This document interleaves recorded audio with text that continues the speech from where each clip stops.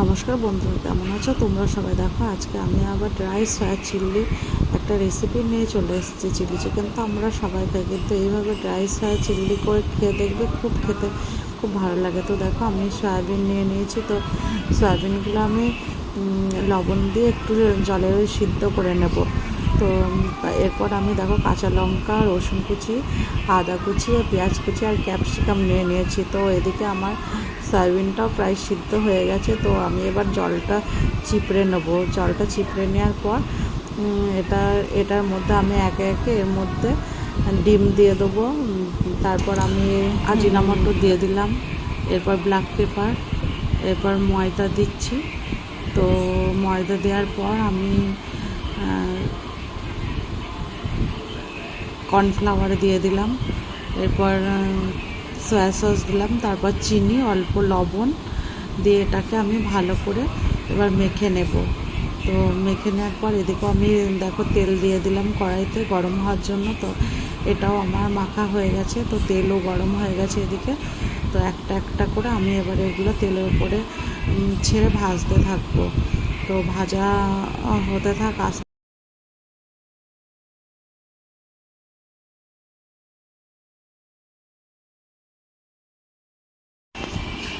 তো এগুলো আমাকে নাড়তে হবে। নাড়তে দেখো প্রায় আমার ভাজা প্রায় হয়ে গেছে। একটা লালচে যে বাদামি কালারটা যখন হবে তখনই আমাকে এগুলো তুলে ফেলতে হবে। তো এগুলো তুলে ফেলার পর এরপর আমি আবার এই তেলের মধ্যে রসুন কুচি দিয়ে দিলাম প্রথমে। তো রসুনটা দেওয়ার পর একটু ভেজে নেব অল্প করে। তো তারপরে দেখো রসুনটা ভাজা হওয়ার পর আমি এবার আদা কুচিটাও দিয়ে দেবো। তো আদা কুচিটা দেওয়ার পর এই রসুন আর আদা একসাথে মিক্সড করে আমি লাল করে ভেজে নিয়েছি। তারপর আমি কাঁচা লঙ্কাটাও দিয়ে দিলাম। তো কাঁচা লঙ্কাটাও একটু ভেজে নেওয়ার পর আমি পেঁয়াজ, ক্যাপসিকাম ওগুলাও দিয়ে দিলাম। তো এগুলো দিয়ে একটু নাড়াচাড়া করে আমি ভেজে নেব। তো ভাজার পর আমি এর মধ্যে জল দিয়ে দিলাম। তো জল দেওয়ার পর আবার ওর উপরে আজিনা মটর দিয়ে দিলাম। তো আজিনা মটর দেওয়ার পর আবার ব্ল্যাক পেপার। তো ব্ল্যাক পেপারের পরে এরপর আমি এর মধ্যে একটু টমেটো সস ব্যবহার করলাম কালার আনার জন্য। তো টমেটো সসের পর আমি আবার সয়া সস দিলাম কিছুটা। তো এটা একটু আমি টক ভাব আনার জন্য আমি অল্প একটু ভিনিগারও ব্যবহার করেছি। তো তোমরা চাইলে ভিনিগারটা দিতেও পারো, নাও দিতে পারো, এটা তোমাদের নিজেদের চয়েস অনুযায়ী।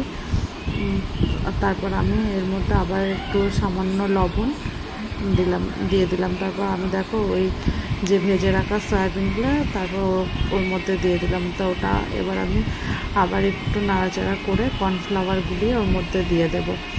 তো কর্নফ্লাওয়ারগুলো দিয়ে দেওয়ার পর দেখো আবার একটু নাড়াচাড়া করে নিতে হবে। তো নাড়াচাড়া প্রায় আমার এটা হয়ে এসছে। সয়া চিলিটা দেখো কত সুন্দর কালারটা হয়েছে,